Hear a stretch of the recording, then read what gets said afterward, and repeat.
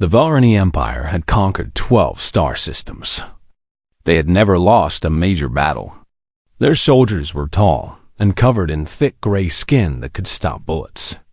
Their weapons fired beams of hot plasma that could melt through steel.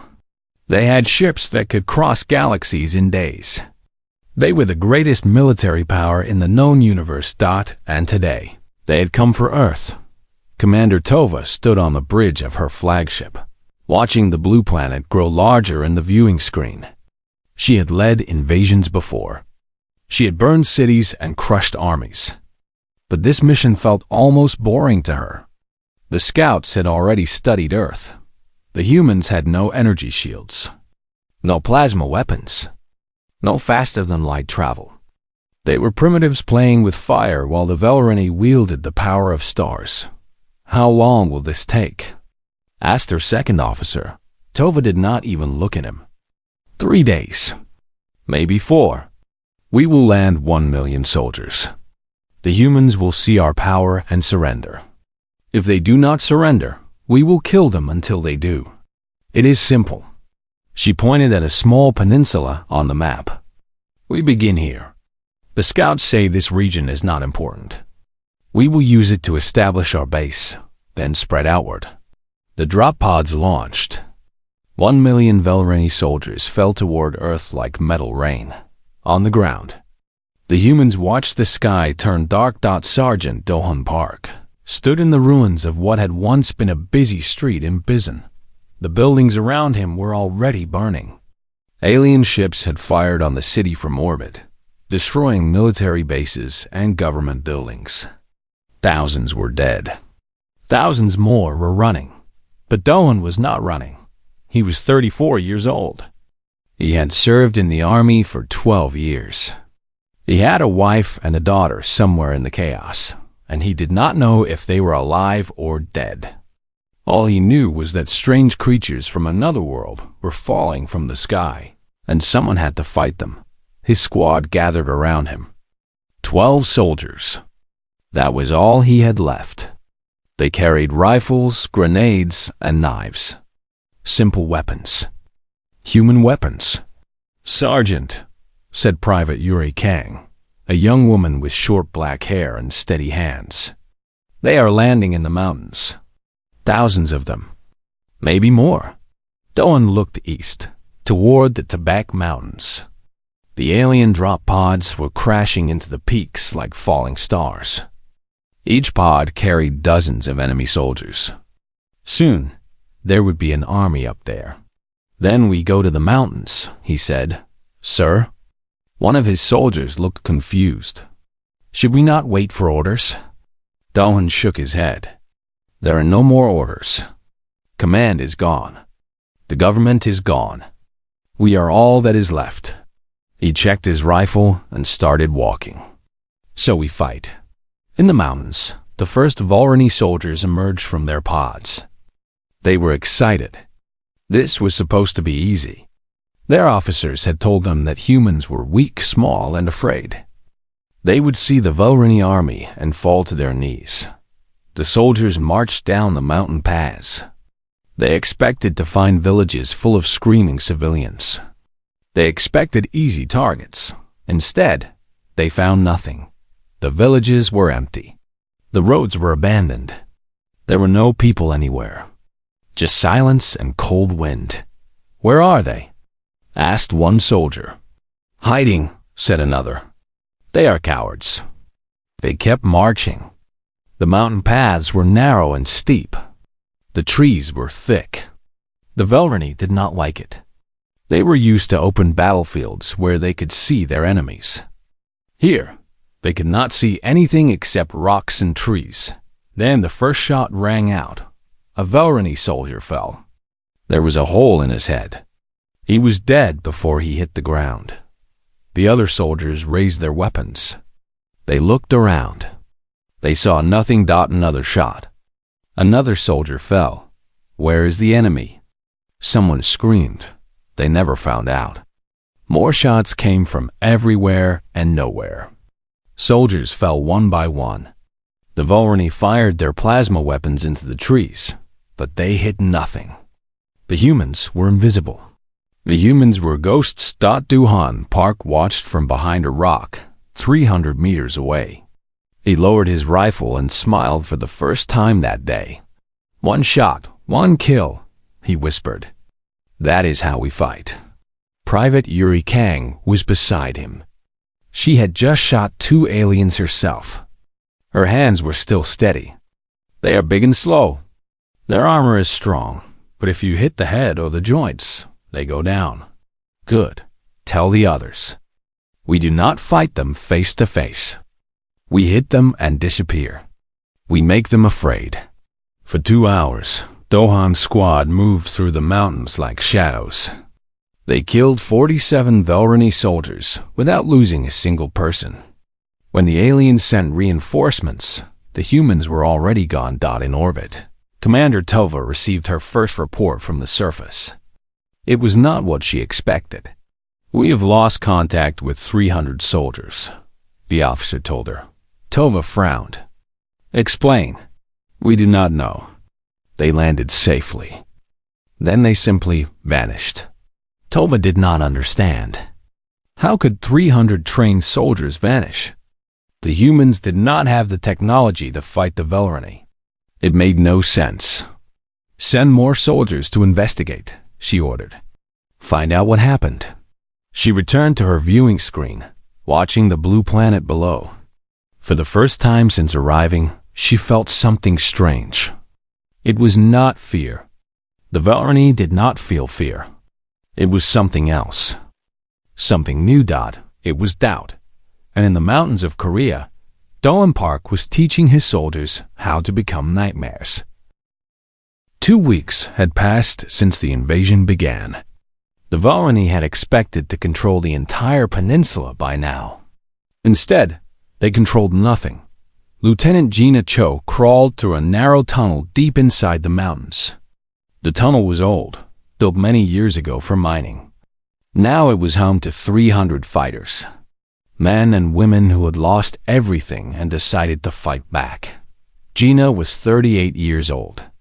She had spent 15 years in special operations, training for wars that never came. Now, the war was here, and she was ready. She reached the main chamber and stood up. Around her, people were working. Some cleaned weapons. Some cooked food. Some slept on thin blankets.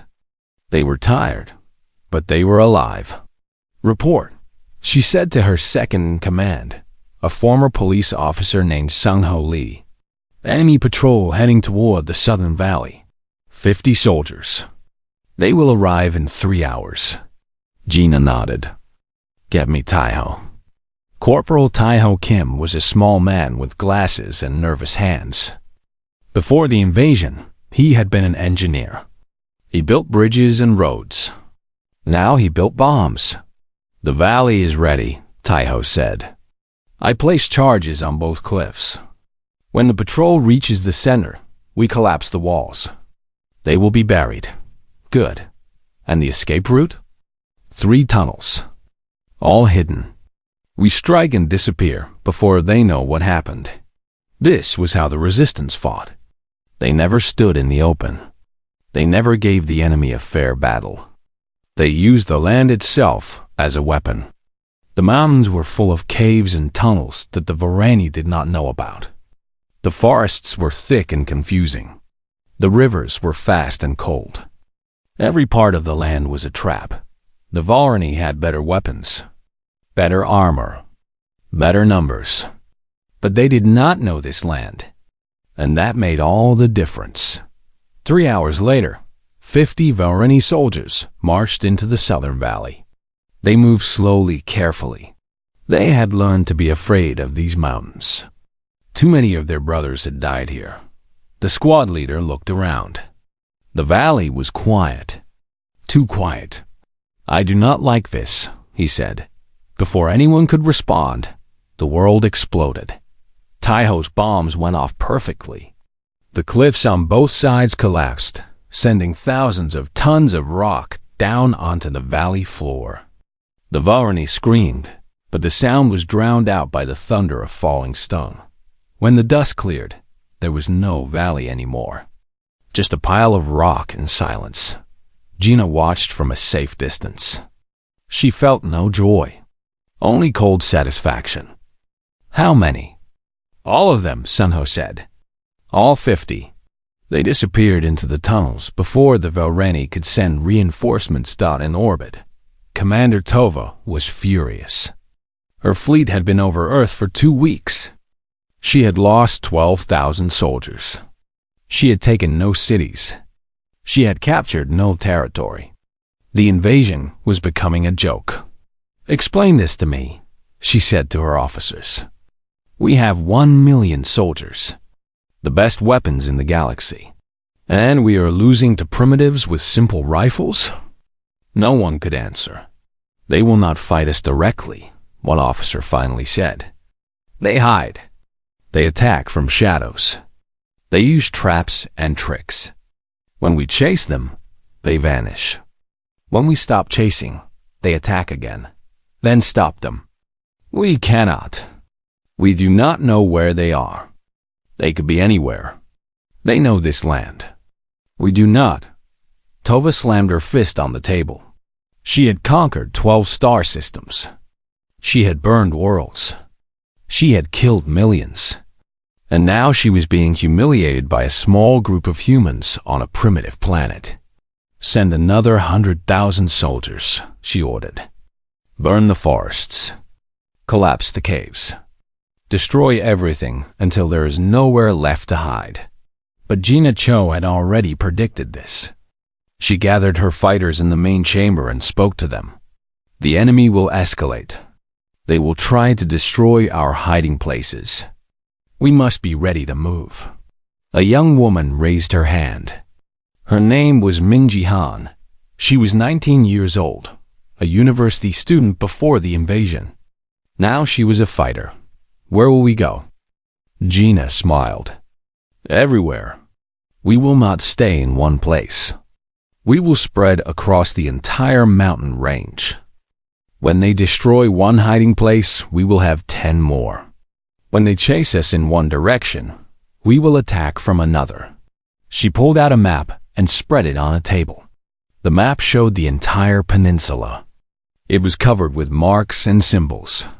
We are not alone. Resistance groups are forming everywhere. In the cities, in the countryside, on the coast. We are all connected now. When one group attacks, the others attack too. The enemy cannot fight all of us at once. Dohan Park had joined them 2 days ago, bringing his 12 soldiers and the experience of dozens of successful ambush. He stood next to Gina and nodded. "The enemy thinks this is a normal war," he said. "They think they can win by killing enough of us. But this is not a normal war. This is a war of survival. We will never stop fighting. Never. Even if they kill 90% of us, the remaining 10% will keep fighting. That is what they do not understand about humans." The fighters listened. Some were scared. Some were angry. But all of them were determined. Outside, the Velrani were burning forests and bombing mountains. They thought they were winning. They thought the humans would give up soon. They were wrong. Deep in the tunnels, Taiho Kim was already building more bombs. Gina Cho was already planning the next attack. And Doan Park was teaching new recruits how to shoot, how to hide, and how to make the enemy bleed. The Velrani had come to conquer Earth, but every day that passed, they learned a terrible truth. The humans would not give up. The humans would not surrender. The humans would fight until the last person standing, and the mountains were filled with fighters who had nothing left to lose. 2 months into the invasion, the Velrani soldiers learned a new word. They called it the Vanishing Death. Patrols would march into the mountains and never return. Supply convoys would be found burned and empty, the drivers gone without a trace. Bases that had 500 soldiers at night would have 400 by morning. The missing soldiers were never found. The Velrani had never felt fear before. They were the conquerors. They were the hunters. But on Earth, in these cold and dark mountains, they were becoming the prey. Commander Tova finally left her ship and came down to the surface. She needed to see for herself. She needed to understand. She walked through what had once been a forward operating base. It was supposed to hold 8,000 soldiers. Now it was a graveyard. Bodies lay everywhere. The walls were covered in blood. The equipment was destroyed or stolen. What happened here? She asked. The only survivor was a young officer named Vel. He had hidden under the bodies of his dead friends for 3 days. When the rescue team found him, he could barely speak. They came at night, Vel whispered. No warning, no sound. One moment, everything was normal. The next moment, soldiers were dying. We could not see them. We could not hear them. They moved through the base like ghosts. How many attacked you? Vel shook his head. I do not know. Maybe 100. Maybe less. They killed 8,000 of us with less than 100 fighters. Tova did not believe it. It was impossible. But the bodies were real. The blood was real. The fear in Vel's eyes was real. She returned to her command center and reviewed all the reports from the past 2 months. The numbers were terrible. They had lost over 300,000 soldiers. They had taken no cities. They controlled no territory. Every time they thought they had won, the humans would attack again. And now, something new was happening. The humans were getting stronger. Dr. Yunji Beek was a xenobiologist. Before the invasion, she had studied animals and plants. Now she studied the enemy. For weeks, she had been examining captured Velrani equipment and bodies, trying to find weaknesses. She called an emergency meeting with the resistance leaders. Gina Cho, Do-Hung Park, and dozens of other commanders gathered in an underground bunker to hear her report. I found something important, Unji said. The Velrani cannot see in infrared. What does that mean? Asked Minji Han, the young university student who had become one of the most deadly fighters in the resistance. Their eyes and sensors are designed for their home planet. That planet is hot, much hotter than Earth. Their technology cannot detect heat differences in cold environments. When the temperature drops, they are almost blind. Gina understood immediately. Winter is coming. Yes, Korean winters are cold. Very cold. The Velrani have never experienced temperatures below freezing. Their equipment will fail. Their soldiers will freeze. And they will not be able to see us coming. The news spread through the resistance like fire. For the first time since the invasion began, the humans had hope. Real hope. General Woojan An was 72 years old. He had served in the military for 50 years. He had thought his fighting days were over. But when the aliens came, he picked up his rifle and joined the resistance. Now he was in command of all resistance forces on the peninsula. It was a difficult job. The resistance was not a normal army. It was thousands of small groups, each fighting in their own way. But Woojan found a way to unite them. Winter is our weapon, he announced to all commanders. When the snow comes, we attack everywhere at once. We give them no rest, no peace. We make this the worst winter of their lives. The Velrani did not know what was coming. The first snow fell in early November. The temperature dropped quickly. Within days, it was below freezing. Within weeks, the mountains were covered in white. The Velrani suffered immediately. Their powered armor, designed for hot climates, began to fail. Joints froze. Batteries died. Heating systems broke down. Soldiers who had never felt cold suddenly found themselves shaking and weak. And then the humans attacked. They came out of the snow like white ghosts. They wore simple clothes, padded and warm. They moved silently on skis and snowshoes that the Velrani had never seen before. They struck fast and disappeared into the blizzard. Do-Hung Park led a team of 20 fighters against a Velrani base with 300 soldiers. They attacked at midnight during a snowstorm so thick that visibility was zero. The Velrani could not see them, could not hear them, could not stop them. By morning, the base was empty. All 300 Velrani soldiers were dead. Dohan's team did not lose a single person. "They are blind in the snow," he reported to Gina. "Completely blind. We can walk right up to them and they do not see us." The attacks continued every night. Every base, every patrol, every supply line. The Velrani tried to fight back, but they could not find an enemy that moved like wind and vanished like smoke dot in orbit. Commander Tova watched her army dying. The reports were the same every day. More dead, more missing, more destroyed bases. She had started with 1 million soldiers. Now she had less than 700,000.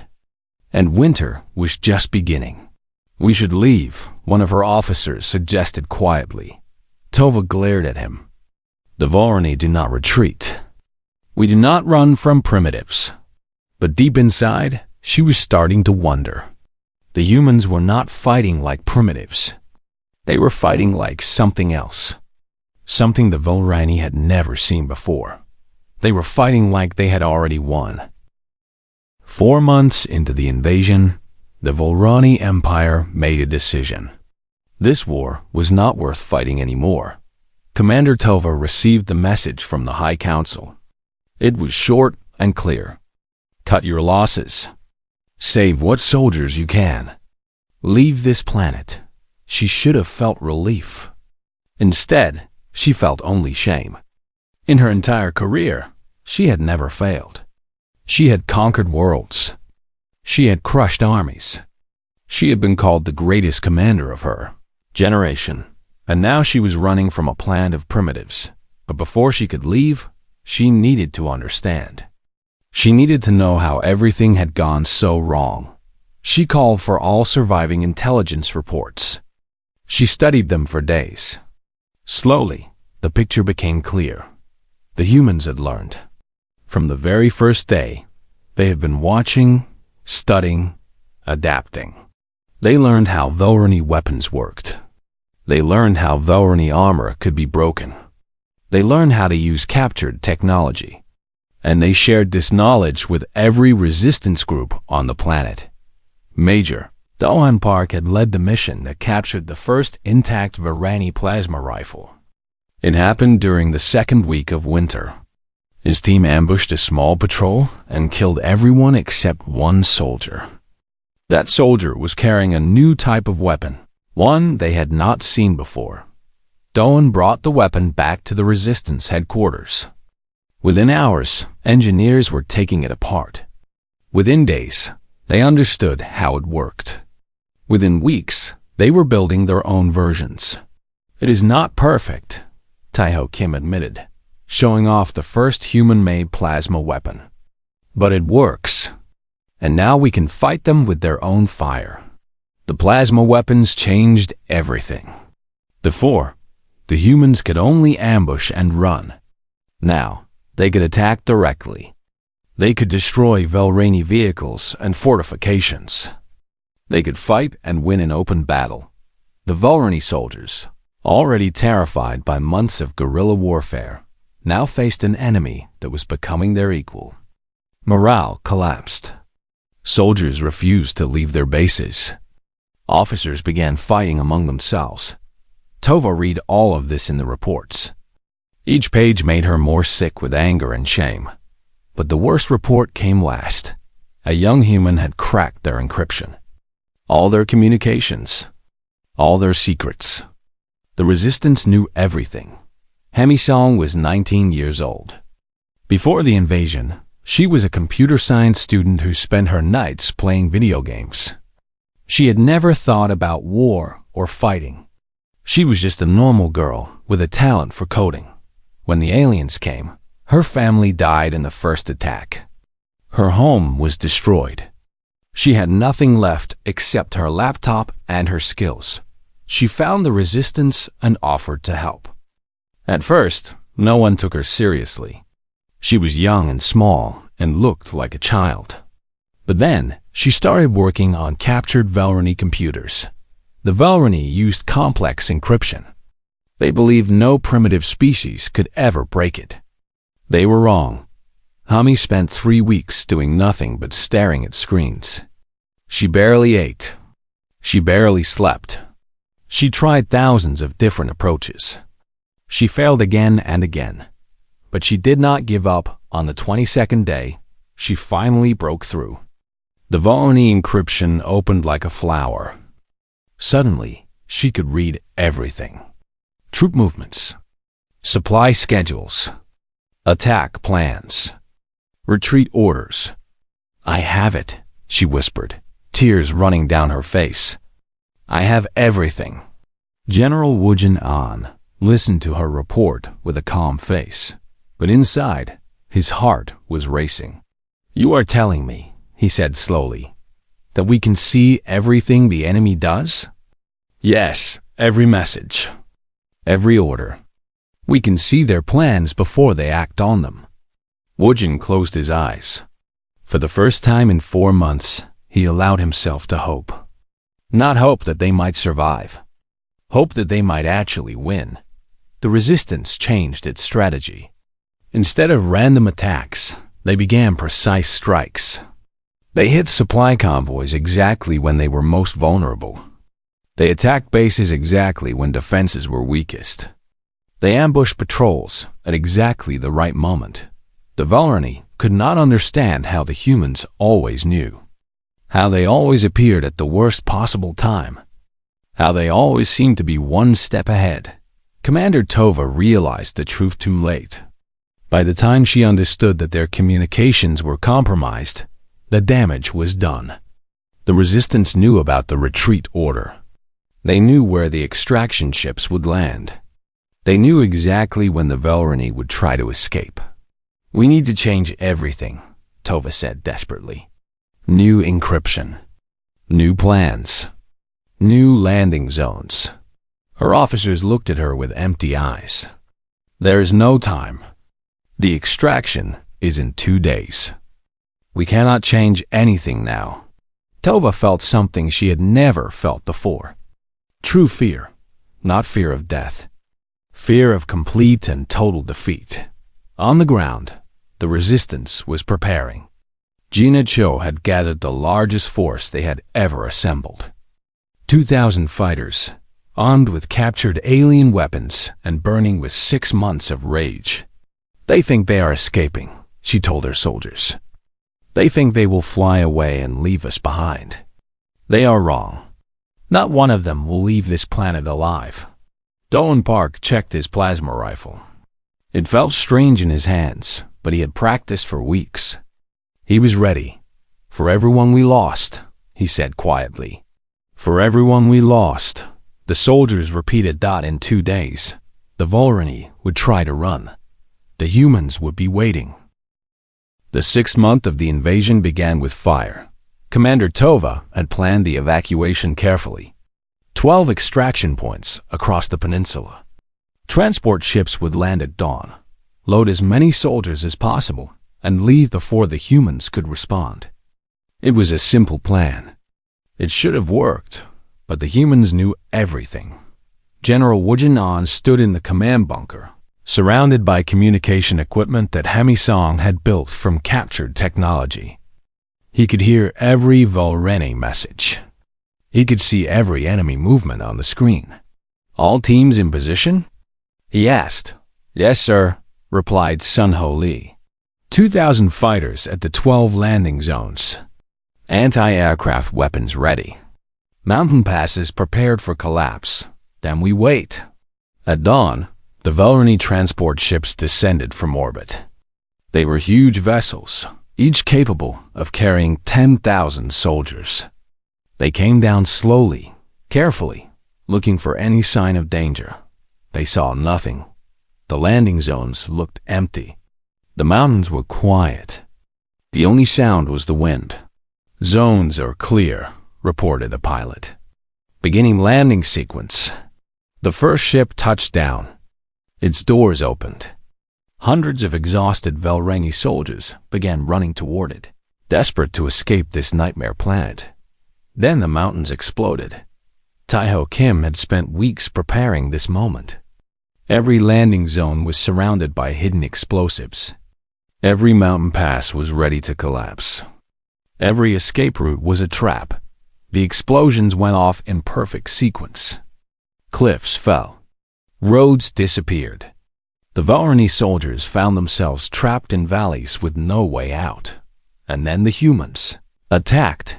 Gina Cho led the assault on the main landing zone. Her 200 fighters came out of the rocks like a wave of death. They carried captured plasma rifles and burned with cold fury. No mercy, she shouted. Not one escapes. The battle was short and brutal. The Volrani soldiers were tired, scared, and broken. They had spent 6 months being hunted. They had no fight left in them. Many dropped their weapons and tried to surrender. The humans did not accept. No. Park fought alongside Gina. His plasma rifle glowed hot as he fired again and again. He thought about his wife and daughter. He had found them 2 months ago, alive and safe in a mountain village. He had promised them that the aliens would pay for everything they had done. Today, he kept that promise. Private Yuri Kang was with him, as she had been since the first day. She had become one of the deadliest soldiers in the resistance. Calm, precise, unstoppable. Transport trying to take off. She shouted. Duhan looked up. One of the big ships was rising, trying to escape. It was already 50 meters in the air. Anti-aircraft team now. He yelled into his radio. On a nearby hill, Minji Han and her team aimed their captured weapons at the ship. The weapons were crude, built from parts of destroyed Vilraini vehicles. But they worked.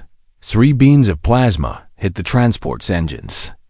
The ship shuddered, tilted, and crashed back to the ground. It exploded on impact, killing everyone inside. Across the peninsula, the same scene repeated. Every landing zone became a killing field. The Velrani could not land. They could not rescue their soldiers. They could only watch from orbit as their army was destroyed. Commander Tova sat on her bridge, staring at the screens. Every screen showed the same thing: fire, death, defeat. We have lost contact with all ground forces, an officer reported. All 12 landing zones are overrun. Transport ships 3, 7, and 11 are destroyed. The rest are retreating to orbit. How many soldiers did we evacuate? None, Commander. Not one. Tova closed her eyes. 1 million soldiers. The finest army in the Varani Empire. All gone. She thought about ordering an orbital bombardment, burning the entire planet to ash. But she knew the High Council would never allow it. The defeat was already too embarrassing. Destroying an entire world in revenge would make it worse. Set course for home, she said quietly. We are leaving. On the ground, the humans watched the remaining ships fly away. They did not cheer. They were too tired, too wounded, too full of grief. But they had won. General Wujin An walked through the main landing zone, stepping over the bodies of dead aliens. He found Gina Cho sitting on a rock, her rifle across her knees. It is over, he said. Gina looked up at the sky. The last enemy ships were disappearing into the clouds. Is it? What if they come back? Then we will fight again. And we will win again. Dawn Park approached them. His face was covered in blood and dirt, but his eyes were clear. What do we do now? Wujin smiled for the first time in months. We rebuild. We prepare. And we make sure the universe knows what happened here. Hamisong had one last task. She accessed the Vilrani communication network one final time and sent a message. The message was broadcast on every frequency, to every ship in the system, to every listening post in the galaxy. The message was simple. 1 million soldiers touched down. Not a single one escaped. Send more if you dare. The Volrani Empire received the message. They debated for months about how to respond. Some wanted revenge. Some wanted to forget. In the end, they chose silence. The planet called Earth was marked on all Volrani maps with a single warning dot: do not approach. Do not engage. Do not invade. The humans had won. Not because they had better weapons. Not because they had better technology. They had won because they refused to give up. They had won because every single person, from soldiers to students, from engineers to farmers, had chosen to fight. Commander Tova lived the rest of her life in shame. She wrote a book about her defeat. She called it The Unconquerable World. In it, she tried to explain what had gone wrong. But she never truly understood. She never understood that humans were different from any species the Volrani had ever encountered. They were stubborn, creative, and absolutely unwilling to accept defeat. They would fight for their homes, their families, and their world until the last person standing. On Earth, the veterans of the invasion became legends. Gina Cho, Dawn Park, Yuri Kang, Taiho Kim, Minji Han, Hami Song, General Woojin An. Their names were taught in schools. Their stories were told to children. And in the mountains of Korea, the old tunnels and caves were preserved as monuments. Visitors would walk through them and try to imagine what it had been like. The fear, the cold, the desperate fight for survival. Above the main entrance, someone had carved a message in stone. Here we fought. Here we bled. Here we won. 1,000,000 alien soldiers touched down. Not a single one escaped. The end.